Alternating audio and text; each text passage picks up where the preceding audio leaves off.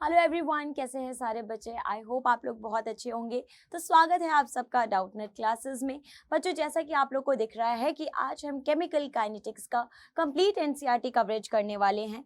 इस सेशन में मैं आप लोग को एनसीईआरटी के क्वेश्चंस कराने वाली हूँ, किस तरह से आपको एनसीईआरटी के क्वेश्चंस को अप्रोच करना है। एनसीईआरटी में जिस तरह के न्यूमेरिकल्स आते हैं केमिकल काइनेटिक्स में, उसको कैसे सॉल्व करेंगे, क्या उस पर फॉर्मूला लगेगा, कैसे आप कैलकुलेशन को ईजी बनाएंगे, तो वो सारी चीज़ें हम आज के लेक्चर में करने वाले हैं। आई होप आप लोग को ये लेक्चर बहुत ही अमेजिंग और बहुत ही बेनिफिशियल लगेगा, तो ज़रूर अटेंड कीजिए ये लेक्चर। शुरू करते हैं हम chemical kinetics complete NCERT coverage. Okay बेटा, तो सबसे पहले मैं आप लोग को एक बहुत ही बेहतरीन खुशखबरी इन्फॉर्मेशन देना चाहती हूँ कि हमारा न्यू ईयर का सेल लगा हुआ है और इसमें हम जितने भी कोर्सेज हैं हमारे 9 से 12th क्लास के रिवीजन क्लासेस का और जो भी जे या नीट के क्रैश कोर्सेज हैं उन सब पे 50% ऑफ है बेटा। यहाँ पर आप देख सकते हैं, आप जो भी इंफॉर्मेशन जानना चाहें इस ऑफर के बारे में, इस सेल के बारे में, आप इस कोर्स के बारे में, या फिर आपको जानना है कि किस तरह से आपको इस कोर्स को खरीदना है, तो आप इस नंबर पे कॉल करके पता कर सकते हैं। आपको कूपन कोड लगाना है बेटा NY50 if you want to avail this offer. ठीक है, so let's get started with today's session. और यहाँ पर देखते हैं बेटा पहला सवाल, from the rate of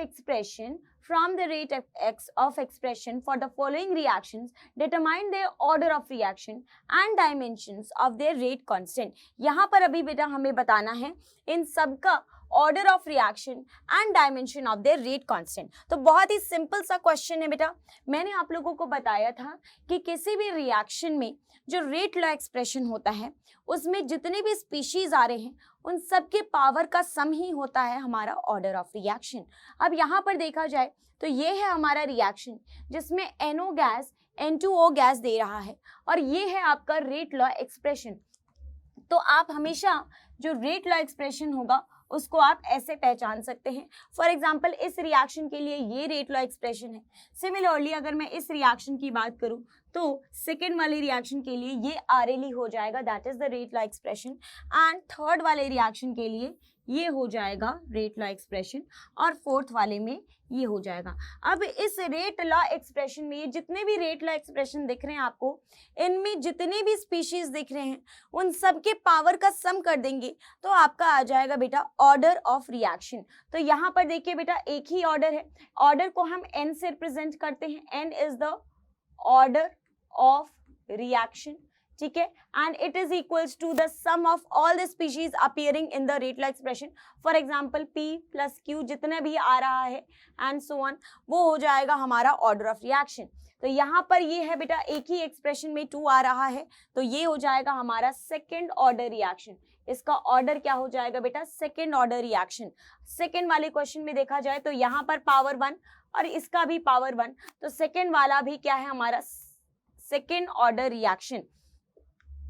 अब यहाँ पर देखा जाए तीसरे वाले में KCH3CHO का पावर 3/2 है, तो यहाँ पर आप बोल सकते हैं कि ये है आपका 3/2 ऑर्डर रिएक्शन या फिर बोल सकते हैं 1.5 ऑर्डर रिएक्शन। यहाँ पर देखा जाए तो यहाँ पर K की जो वैल्यू है, जो K के साथ जो लगा हुआ है उसका पावर 1 है, तो ये हो जाएगा आपका first order reaction. So you can clearly see किसी भी रेट लॉ एक्सप्रेशन को देख के आप बड़े इजीली, बड़े आसानी से उसका ऑर्डर बता सकते हैं। जो भी उसके रेट लॉ एक्सप्रेशन में जितने भी स्पीशीज हैं सबके पावर का क्या कर दीजिए बेटा, सम कर दीजिए। ठीक है, ऑब्वियसली के का सम नहीं करेंगे, के तो एक कांस्टेंट क्वांटिटी है। ठीक है, अब बात करते हैं इनके ऑर्डर ऑफ रिएक्शन। तो हमने देख लिया। अब dimension of the rate constant, बेटा जो रेट कांस्टेंट होता है दैट इज के, इसको यहाँ पर मैं लिख दे रही हूँ। जो के होता है वो होता है उसका यूनिट जो होता है बेसिकली वो हो जाता है मोल पर लीटर का पावर 1 - n टाइम इनवर्स। ठीक है, where n is the order of reaction. मैंने आप लोग को बताया था बेटा जो ऑर्डर ऑफ रिएक्शन होता है वो एक कंप्लीटली एक्सपेरिमेंटल क्वांटिटी होता है। ऑर्डर ऑफ रिएक्शन को या तो आप एक्सपेरिमेंट द्वारा निकाल सकते हैं या फिर आप सिंपली के यूनिट को देख के निकाल सकते हैं। अगर आपको के की यूनिट पता है तो आप इजीली वहां से ऑर्डर ऑफ रिएक्शन जान सकते हैं, या फिर कह सकते हैं कि अगर आपको ऑर्डर पता है तो आप इजीली के का यूनिट बता सकते हैं। तो यहाँ पर देखा जाए तो यहाँ पर ऑर्डर ऑफ रिएक्शन क्योंकि 2 है तो ये हो जाएगा मोल पर लीटर, 1 माइनस n मतलब 1 माइनस 2, और ये हो जाएगा टाइम इनवर्स। तो यहाँ पर आप बोल सकते हैं कि ये इसका फर्स्ट वाले क्वेश्चन का हो जाएगा mole inverse litre time inverse. Similarly second वाले क्वेश्चन के लिए भी same he order of reaction हो जाएगा, क्योंकि इन दोनों का ऑर्डर क्या है, सेम है, तो यूनिट ऑफ के भी क्या रहेगा बेटा, सेम रहेगा, राइट। अब देखिए बेटा सेकेंड क्वेश्चन का तो हमने निकाल लिया। थर्ड क्वेश्चन को देखा जाए तो थर्ड क्वेश्चन में के का जो यूनिट हो जाएगा वो हो जाएगा मोल पर लीटर का पावर 3/2, ठीक है। 1 माइनस n होता है तो 1 माइनस 3/2, 1 माइनस 3/2 हो जाएगा आपका 1/2 एंड टाइम इनवर्स। तो आप देख सकते हैं यहाँ पे बोल सकते हैं आप मोल का पावर, ठीक है, -1/2, ठीक है, लीटर का पावर 1/2 एंड टाइम इनवर्स। ये हो जाएगा आपका थर्ड वाले क्वेश्चन का वैल्यू, ठीक है, यूनिट ऑफ के। अब आते हैं हम यहाँ पर, तो यहाँ पर तो n की वैल्यू क्या है बेटा, 1 है, तो 1 माइनस n करेंगे, 1 माइनस 1 करेंगे तो 0 हो जाएगा, और यहाँ पर जो आपका यूनिट आएगा वो आएगा टाइम इनवर्स। तो इस तरह से आप ये क्वेश्चन सॉल्व करके यहाँ पे आप ऑर्डर ऑफ रिएक्शन बता सकते हैं और साथ ही साथ यूनिट ऑफ के बता सकते हैं। तो इस क्वेश्चन में हमने क्या देखा, इस क्वेश्चन में हमने सीखा कि ऑर्डर ऑफ रिएक्शन कैसे निकालते हैं, ऑर्डर ऑफ रिएक्शन कैसे निकालते हैं, और अगर हमें ऑर्डर पता है तो हम यूनिट ऑफ के, यूनिट ऑफ रेट कांस्टेंट कैसे निकाल सकते हैं, ठीक है। तो ये है बेटा आपके एनसीईआरटी का सेकंड क्वेश्चन, ठीक है। आप बुक खोल के देखेंगे तो सेकंड क्वेश्चन मिलेगा आपको ये एनसीईआरटी का, और यहाँ से आप ऑर्डर एंड के की यूनिट निकालना सीख चुके हैं। अब बढ़ते हैं हम सेकंड क्वेश्चन पे, नेक्स्ट क्वेश्चन पे, और देखते हैं कि यहाँ पर हमसे क्या पूछा जा रहा है और इस क्वेश्चन को हम कैसे सॉल्व करेंगे। So let's take a moment to read out this question. यहाँ पर अगर देखा जाए for the reaction 2a + b हमें दे रहा है a to b, ठीक है, 2a + b हमें दे रहा है बेटा a to b, this is your reaction, और हमें एक एक्सप्रेशन गिवन है, मतलब हमें रेट लॉ एक्सप्रेशन गिवन है, that is rate is equals to k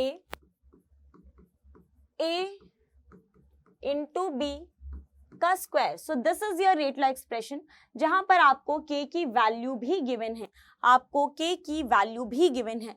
Calculate the initial rate of reaction when A is equals to 0.1 mole liter inverse and B is equals to 0.2 mole liter inverse। हमसे पूछा जा रहा है initial rate of reaction, तो क्या जो भी value हमें गिवन है, जो ये RLE हमें गिवन है, क्या इसको यूज करके हम इनिशियल रेट ऑफ रिएक्शन निकाल सकते हैं? बिल्कुल निकाल सकते हैं। तो पहला तो हमें यही पूछ रहा है, सेकेंड पार्ट को हम बाद में पढ़ेंगे, पहले फर्स्ट पार्ट को हम सॉल्व कर लेते हैं। तो फर्स्ट पार्ट में देखिए बेटा, हमें बोला गया कि दिया हुआ है कि रेट इज इक्वल्स टू के ए इंटू बी का स्क्वायर।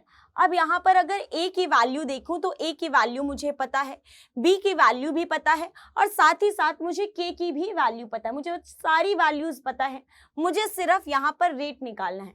तो सारी वैल्यूज को पुट कर देते हैं बेटा कि rate is equals to 2 into 10 का पावर -6, और A की वैल्यू क्या है हमारी 0.1, और B की वैल्यू है बेटा 0.2, लेकिन यहाँ पर हमें 0.2 का स्क्वायर करना पड़ेगा क्योंकि रेट लॉ एक्सप्रेशन में 0.2 का स्क्वायर है, तो ये हो जाएगा 0.2 का square, right.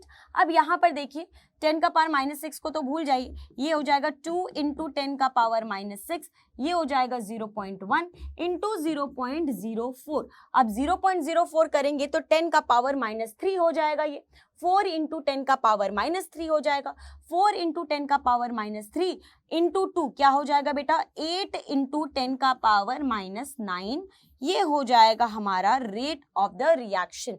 This is your first question का आंसर। ठीक है, इसका जो पहला पार्ट है उसका आंसर हमारे पास आ गया कि rate is equals to 8 into 10 का पावर -9। ठीक है, right? Any problem, any doubt? चलिए जी, वेरी गुड। अब आगे बढ़ते हैं और सेकेंड पार्ट में आते हैं कि हमसे सेकेंड पार्ट में क्या पूछा जा रहा है। तो सेकेंड पार्ट में बोला जा रहा है calculate the rate of reaction after A is reduced to 0.06 mole per litre. अब ए क्या हो गया है? कम हो गया है। तो जब ए कम हो गया है तो हमें पूछा जा रहा है क्या हो जाएगा रेट ऑफ रिएक्शन। तो देखा जाए बेटा, अगर मैं यहाँ पर स्टोइचियोमेट्री से जाऊं तो 2a plus b gives a to b, 2a plus b gives a to b। और यहाँ पर अगर मैं देखूं तो पहले इनिशियल कंसंट्रेशन इसका कितना था बेटा? t इक्वल्स टू 0 पे इनिशियल कंसंट्रेशन था इसका 0.1 मोल और इसका इनिशियल कंसंट्रेशन था बेटा 0.2 मोल। अब ये जब घट गया है, a घट गया है, a कितना घट गया बेटा? 0. ठीक है, ये घट गया हमारा 0.6। ठीक है, तो ये अगर इतना घट रहा है तो ये कितना घटेगा? अगर ये 0.6 घट रहा है तो ये कितना घटेगा बेटा? ये घट जाएगा हमारा 0.06। तो 0.1 माइनस 0.06, ये इतना बच गया। और अगर ये 1 माइनस 0.06 कितना हो जाएगा? 0.1, 0.06, ये हो जाएगा 4, ये हो जाएगा हमारा बेटा 9 में जाएगा। ठीक है, 0.1 माइनस 0.06, 0.94, राइट?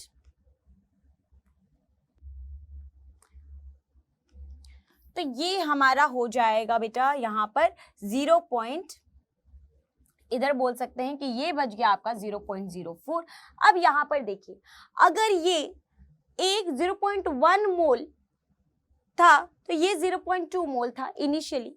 ये अगर 2 मोल घट रहा है तो ये 1 मोल घट रहा है। तो अगर ये 0.04 मोल घट रहा है तो ये कितना घटेगा? 0.02 मोल घटना चाहिए, इसका ठीक आधा। तो रिमेनिंग कितना रह जाएगा? माइनस कर देंगे 0.2 माइनस 0.02, ये कितना हो जाएगा? 0.18, 0.18। अब मेरे पास क्या है? ये कितना घटा और ये कितना घटा? तो ये घटा हमारा 0.06, ये घटा 0.18। तो क्या हो जाएगा रेट? रेट हो जाएगा 2 इंटू 10 का पावर -6, 0.06 इंटू 0.18 का होल स्क्वायर, 0.18 का होल स्क्वायर। ठीक है, अब यहाँ पर आप इसको सॉल्व करेंगे और जो आपका आंसर आएगा वो आ जाएगा लगभग। ठीक है, आप इसको करेंगे 2 एंड दिस इज योर 0.06, मतलब 6 इंटू 10 का पावर -2, तो ये हो गया 12। 18 का हो जाएगा आपका 3.89। तो यहाँ से आप इजीली सॉल्व करके 3.89 इंटू 10 का पावर -9 आंसर निकाल सकते हैं। ठीक है, सो इज दैट क्लियर? समझ में आ गया? आपको इस क्वेश्चन को बेसिकली ये देखना है कि अगर ए इतना घटा तो स्टोइचियोमेट्री से निकालना है कि बी कितना घटा होगा, और उसके बाद आप सॉल्व करेंगे क्वेश्चन को जैसे आपको रेट लॉ एक्सप्रेशन में सॉल्व करना है। आगे देखते हैं बेटा next question. The decomposition of ammonia on platinum surface is a zero order reaction. What are the rates of production of N2 and H2 if K is equals to इतना? तो मुझे इतना पता है बेटा कि for a zero order reaction the rate is equals to K into A का power 0। मतलब यहाँ पर आपका कोई भी रिएक्टेंट के ऊपर कुछ भी डिपेंडेंट नहीं होता है। रेट जो होता है वो पूरा का पूरा बराबर रहता है रेट कांस्टेंट के। तो यहाँ पर अगर देखा जाए बेटा, कोई भी अगर रिएक्शन हो रहा हो, फॉर एग्जाम्पल मैं बोलूं, अगर मान लीजिए यही रिएक्शन ले लेते हैं जिसमें हम क्या कर रहे हैं, N2 plus 3H2 gives 2NH3।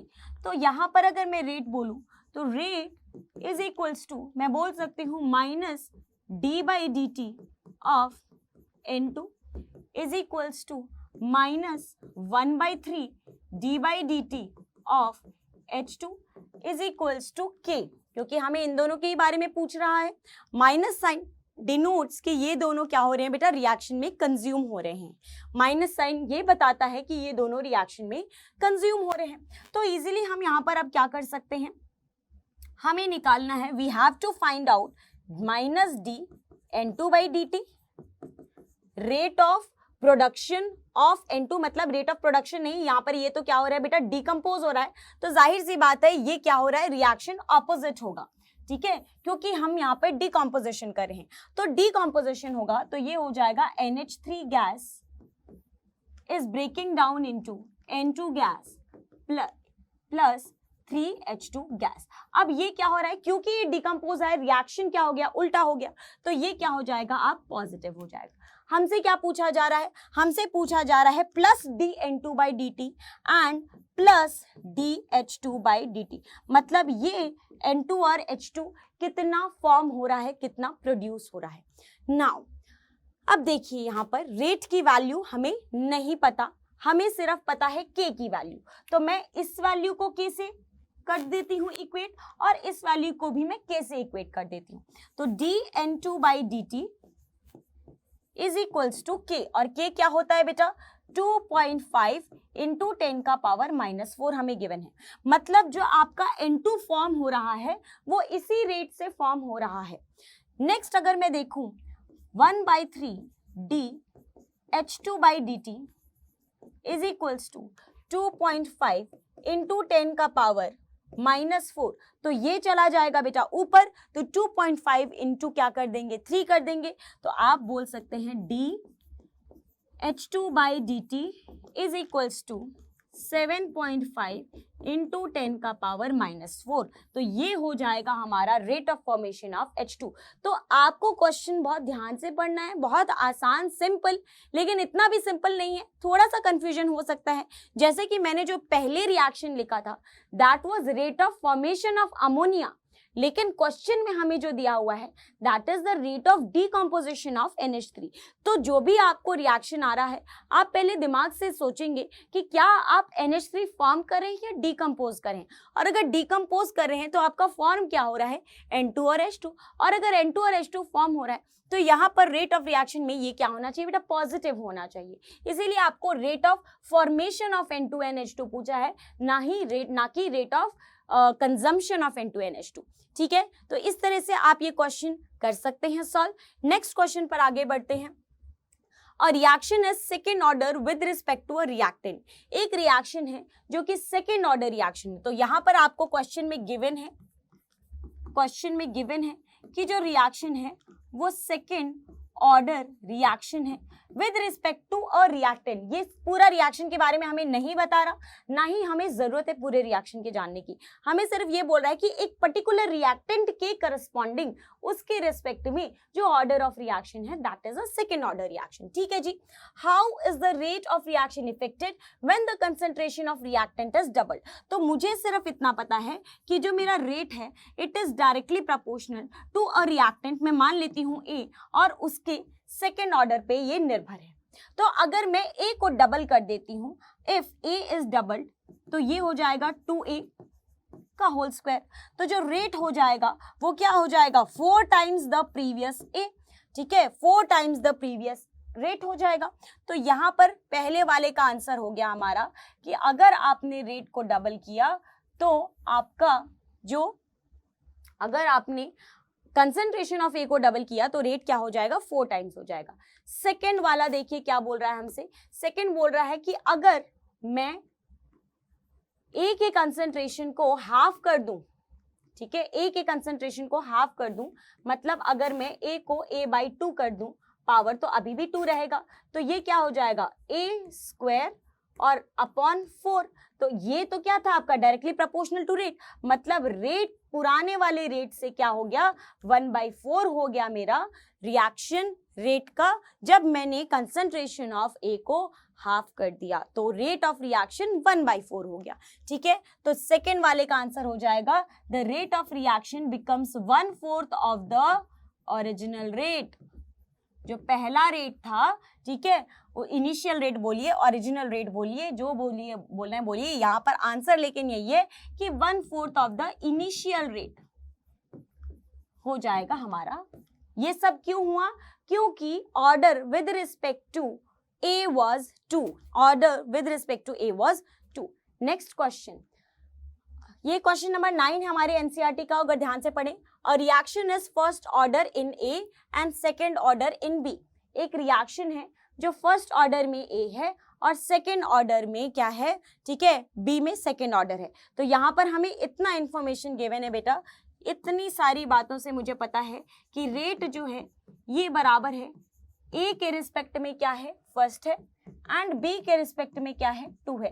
तो रेट लॉ एक्सप्रेशन का मुझे पहले स्टेटमेंट से ही पता लग गया, ठीक है। Right the differential rate equation, ठीक है, हमसे डिफरेंशियल रेट इक्वेशन पूछ रहा है, मतलब हमसे माइनस dr/dt अगर मैं देखना चाहूँ कि ये क्या हो जाएगा, तो यहाँ पर आप बोल सकते हैं ये हो जाएगा आपका बेसिकली k a का पावर 1 एंड b का स्क्वायर।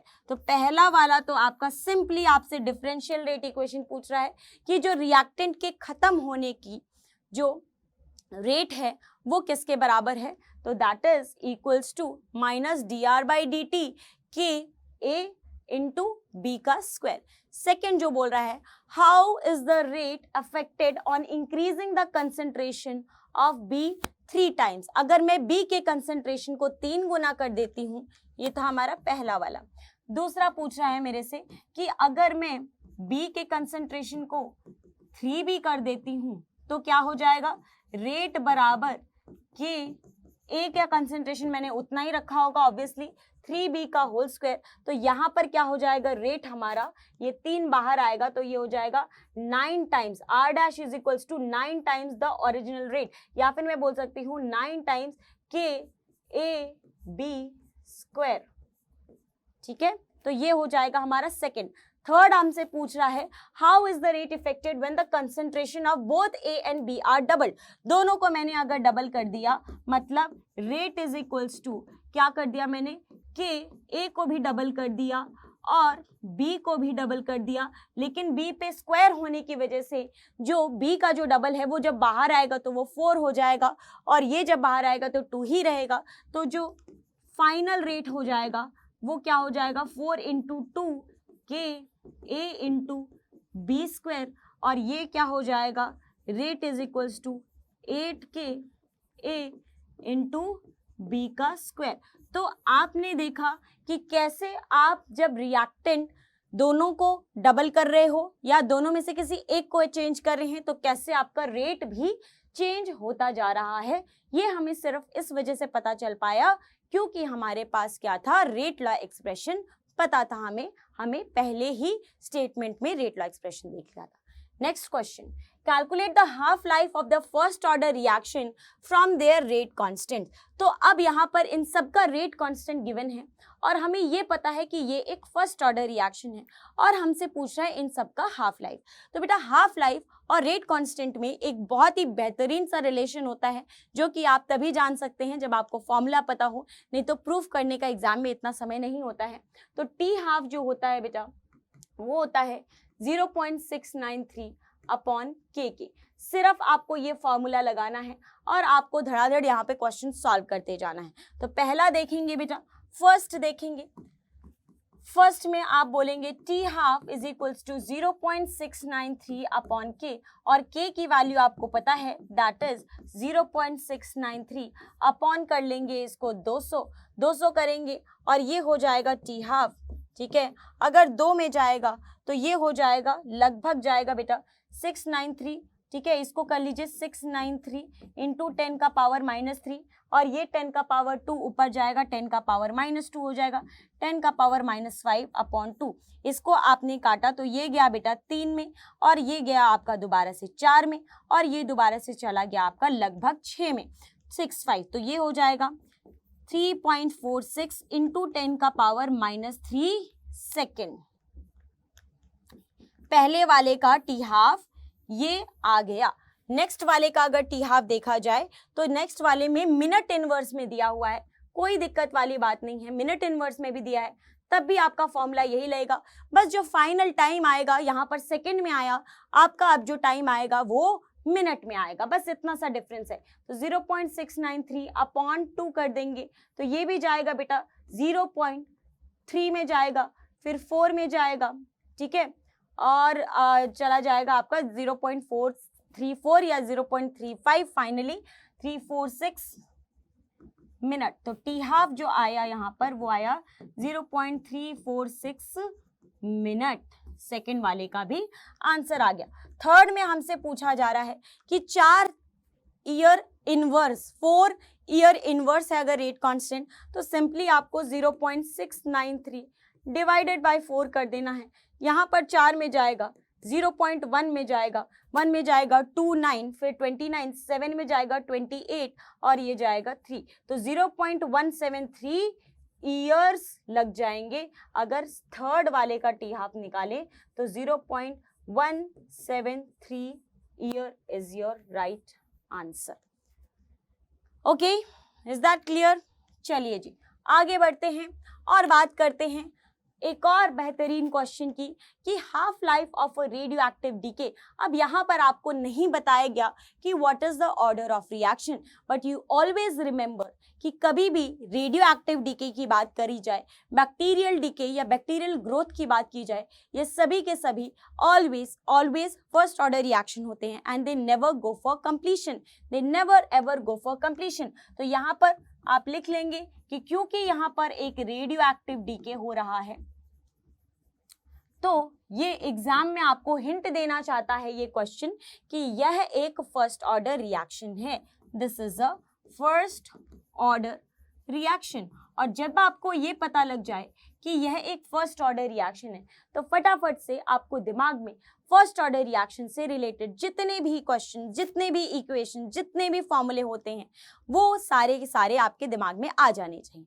अब यहाँ पर आपको हाफ लाइफ के बारे में गिवन है, तो हाफ लाइफ के बारे में आपको एक चीज़ बड़े अच्छे से पता है दैट हाफ लाइफ के लिए आप जो टी हाफ होता है वो यूज करते हैं 0.693 अपॉन के। और अगर आपको हाफ लाइफ दिया है तो यहाँ पर आप इजीली के की वैल्यू निकाल सकते हैं। तो के हो जाएगा आपका 0.693 अपॉन 5730। अभी इसको सॉल्व मत करिएगा, again I am telling you, अभी सॉल्व करेंगे तो बहुत ज़्यादा मेहनत करनी पड़ेगी, हो सकता है आगे जाके कैंसिल आउट हो जाए, तो कोई बात नहीं। हम यहाँ पर अब निकालेंगे दूसरा formula, t is equals to 2.303 upon के log A naught upon 80, A naught upon 80। ठीक है, तो अब यहां पर क्या हो जाएगा, 80 कितना बचा बेटा, 80%, 20% खत्म हो चुका है। और ए नॉट इनिशियली कितना था, 100%।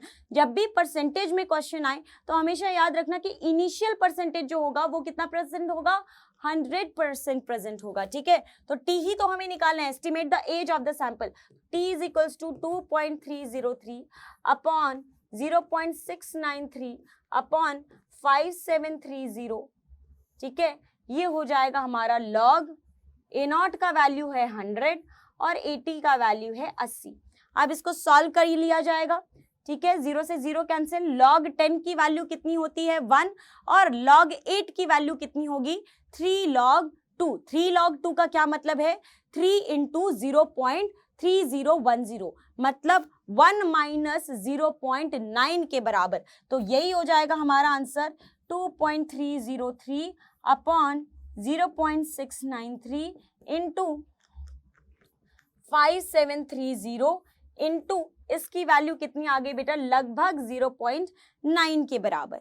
राइट, अब इसको सॉल्व करेंगे, यहाँ पर जो आपका आंसर आएगा लगभग 3 के बराबर आएगा। ये 3 इंटू 5370 इंटू 0.9 करेंगे तो जो आपका आंसर आएगा फाइनली वो आ जाएगा बेटा 1845 ईयर्स, 1845 ईयर्स। तो ये हो जाएगा आपका फाइनल आंसर जब आप इसको कंप्लीटली सॉल्व कर लेंगे तो। ठीक है, आपको यहाँ पर सिर्फ ये पता होना चाहिए था कि आपको फॉर्मूला कैसे निकालना है, आपको के की वैल्यू कैसे सॉल्व करनी है।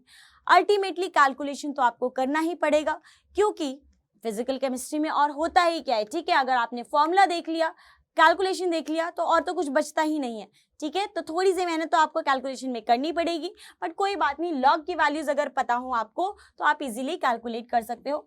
कई बार आपको लॉग की वैल्यूज गिवन भी होंगी, कई बार क्वेश्चन में आपको लॉग की वैल्यूज गिवन भी होंगी, ठीक है। नेक्स्ट क्वेश्चन पर आगे बढ़ते हैं। एक फर्स्ट ऑर्डर रिएक्शन हमारे पास, तो हमें ये पता लग गया कि फर्स्ट ऑर्डर रिएक्शन है।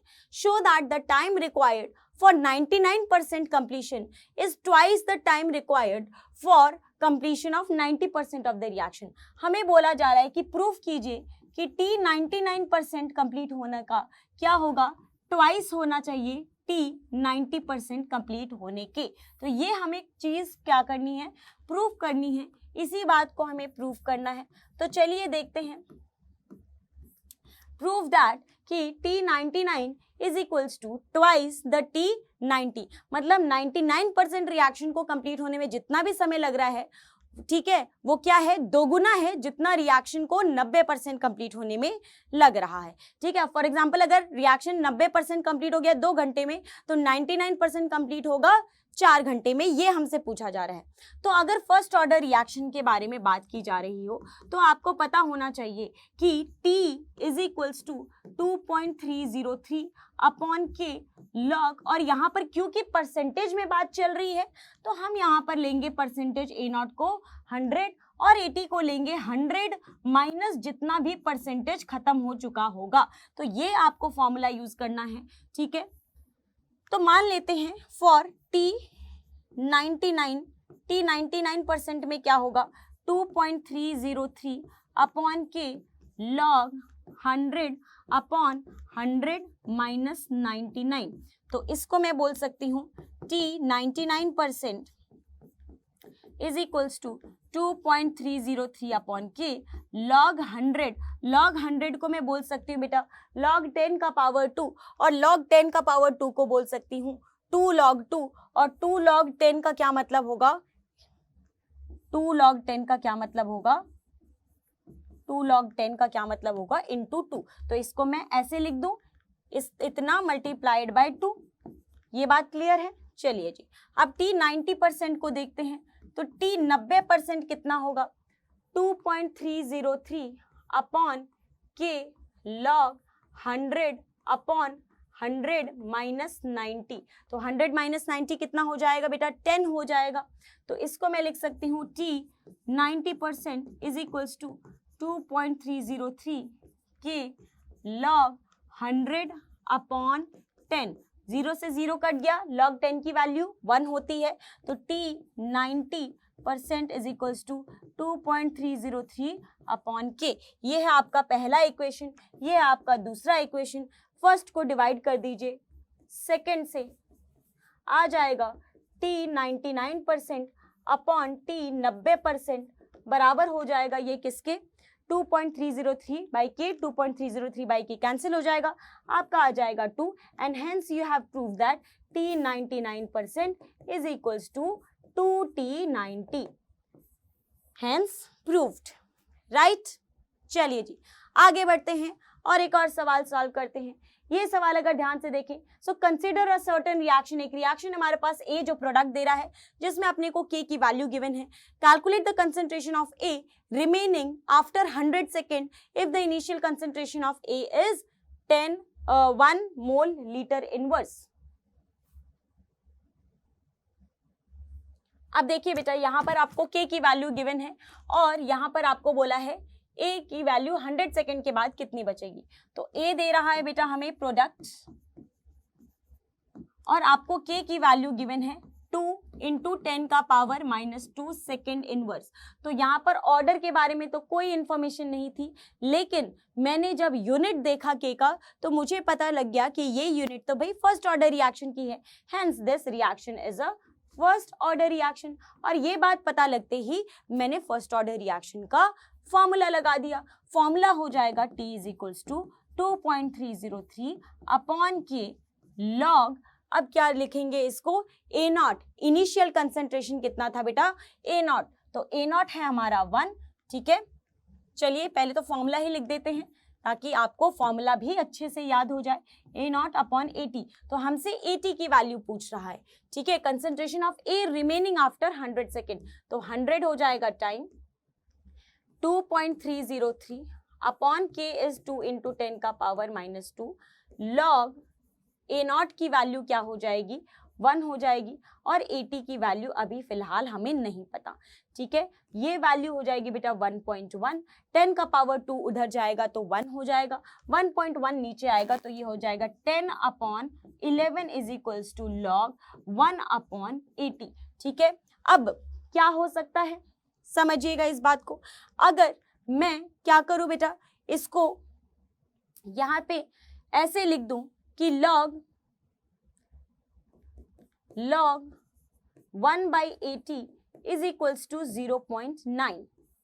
अगर ये बात बोलूं तो आप यहाँ पे समझ जाइएगा कि जो भी 80 की वैल्यू होगी that is going to be less than 1 होगा, तभी आपका ये वैल्यू आ रहा है इतना। बेटा log 2 की वैल्यू कितनी होती है, log 2 की वैल्यू होती है हमारी 0.3010। यहाँ पर जो आपकी वैल्यू आ रही है 1 माइनस 0.1 आ रही है, 1 माइनस 0.1, तो इसको मैं बोल सकती हूँ टेकिंग एंटी लॉग हम बोल सकते हैं कि 80 बराबर क्या हो जाएगा 0.2 से तो कम ही आएगा, क्योंकि आपका log 2 की वैल्यू 0.3010 है एंड 1 माइनस 0.1 करेंगे, log 0.9 को आप क्या लिख सकते हैं 1 माइनस 0.1 और 1 को क्या लिख सकते हैं आप log 10। तो यहाँ पर आपकी जो 80 की वैल्यू आ रही है वो आ जाएगी 0.135 मोल इनवर्स, राइट। अब आगे चलते हैं और देखते हैं next question. Sucrose decomposes in acidic solution into glucose and fructose, ठीक है। सुक्रोज जो होता है वो एसिडिक सोल्यूशन में ग्लूकोज एंड फ्रक्टोज में क्या हो जाता है, डिकम्पोज हो जाता है according to the first order, ठीक है, rate law with T half is equals to 3 घंटे। टी हाफ हमें गिवन है, what fraction of sample of sucrose is remaining after 8 hours. अब यहाँ पर सबसे अच्छी बात ये है कि आपको ये पता है कि फर्स्ट ऑर्डर रिएक्शन है, तो आप यहाँ पे 0.693 अपॉन टी हाफ करके के की वैल्यू निकाल सकते हैं। तो के की वैल्यू जब आप निकालने चले तो 0.693 अपॉन 3 किया तो ये हो जाएगा 0.231। This is your value of के। अब हमसे क्या पूछा जा रहा है, what is the fraction of sample, मतलब A0/80 की वैल्यू पूछ रहा है हमसे, तो T इज इक्वल्स टू बोल सकते हैं 2.303 अपॉन के लॉग A0/80। तो यहां पर आप बोल सकते हैं T, ठीक है। T तो आपको पता है दैट इज 8 आवर्स, T आपको गिवन है 8 hours is equals to 2.303 upon आप इसको बोल सकते हैं 0.231 log A0/80। इसी का आपको पूछ रहा है रेशियो A0/80 का, इसको आप क्या बोल सकते हैं बेटा 10 बोल सकते हैं। तो यहां पर अब नीचे जाएगा तो ये हो जाएगा 0.8 log A0/80 कितना आ रहा है 0.8 आ रहा है। तो सेम मैनर में अब यहाँ पर आप देख सकते हैं कि जो भी आपका A0/80 आ रहा है वो 1 से कम आएगा, क्योंकि यहाँ पर जो वैल्यू आ रही है ये 0.8 आ रही है, ठीक है। तो आप यहाँ पे बोल सकते हैं कि A0/80 वहां पर कर रहे थे कितना आ रहा था 0.135 आ रहा था। अब एंटी लॉग लेंगे तो यहाँ पर भी लगभग उसी के बराबर आंसर आएगा, और एंटी लॉग करेंगे तो 0.158 आ जाएगा आपका फ्रैक्शन, राइट। अब नेक्स्ट क्वेश्चन करते हैं। The decomposition of A into product has value of इतना, हमें K की वैल्यू गिवन है, ठीक है, कितने टेम्परेचर पे 10 डिग्री सेल्सियस पे, एंड EA की वैल्यू गिवन है। देखिए हमें K1 की वैल्यू गिवन है किस पे, T1 पे। T1 कितना है हमारा 273 प्लस 10 283। K1 की वैल्यू कितनी है 4.5 इंटू 10 का पावर 3, ठीक है। साथ ही साथ हमें EA की भी वैल्यू गिवन है, EA की वैल्यू गिवन है बेटा हमारे पास 60 किलो जूल, ठीक है, mole inverse. And we have K2 की वैल्यू, K2 की भी वैल्यू हमें गिवन है एंड दैट इज 1.5 इंटू 10 का पावर 4। हमसे पूछ रहा है बेटा T2 की वैल्यू। तो जब भी इस तरह की वैल्यू आपसे पूछे तो आपको पता है अरहिनियस इक्वेशन का एक बहुत ही बेहतरीन formula, that is log K2/K1 is equals to EA upon 2.303 or ठीक है। आर की वैल्यू देखो आप जूल में लेंगे तो ईए की वैल्यू आपको क्या करनी पड़ेगी, इंटू 10 का पावर 3 करना पड़ेगा, ताकि ये क्या हो जाए, ये भी जूल में हो जाए। ठीक है, 1/T1 माइनस 1/T2। चलिए जी, तो ये क्या हो जाएगा, K2 है हमारा log 1.5 इंटू 10 का पावर 4 अपॉन 4.5 इंटू 10 का पावर 3। ठीक है, इज इक्वल्स टू ई ए की वैल्यू कितनी है, 60 इंटू 10 का पावर 3 और 2.303 इंटू आर की वैल्यू कितनी रखेंगे बेटा, 8.314, 1/283 माइनस 1/T2, और T2 की वैल्यू हमें निकालनी है। ठीक है, तो अब इसको सॉल्व करेंगे बेटा, ये जाएगा 3 में, ये जाएगा 10 में, 10/3, तो log 10 माइनस log 3 करेंगे तो 1 माइनस log 3 कितना होता है बेटा, 0.48, तो 1 माइनस 0.48 को आप यहाँ पर लिख सकते हैं 0.52 इज इक्वल्स टू, ठीक है, मल्टीप्लीकेशन अब कर देंगे। ठीक है, 2.303 इंटू 8.314 लगभग बराबर होता है 20 के, और इसको बोलेंगे 60 इंटू 10 का power 3 is equals to 1/283 minus 1/T2। अब इसको हम जाएंगे, लेके जाएंगे बेटा 3 में, और भी इसको लेकर जाएंगे हम 0.1 एंड 4 में, 10 का पावर -3 ऊपर, तो 0.14 इंटू 10 का पावर -4। अब इसको सॉल्व करेंगे तो जो आपका T2 सॉल्व होकर आएगा बेटा, वो आएगा 297 केल्विन। ठीक है, 297 केल्विन बोले तो आपका कितना डिग्री सेल्सियस, 24 डिग्री सेल्सियस। ठीक है, इज दैट क्लियर। चलिए बेटा, तो इस तरह से हमने ऑलमोस्ट जितने भी रिएक्शंस थे, जितने भी हमारे क्वेश्चंस थे, उनको हमने सॉल्व कर लिया आज के सेशन में। अगर और भी क्वेश्चंस आपको एग्जाम्पलर के भी करने हैं तो मुझे कमेंट सेक्शन में ज़रूर बताइएगा कि आपको एग्जाम्पलर के क्वेश्चंस अगर सॉल्व करने हैं, तो नेक्स्ट सेशन जो लाइव होने वाला है वो मैं एग्जाम्पलर के क्वेश्चंस लेकर आऊँगी। ठीक है, चलिए तब तक के लिए अपना ख्याल रखिए, मिलते हैं हम आपसे नेक्स्ट क्लास में। Okay, thank you so much, good bye and take care.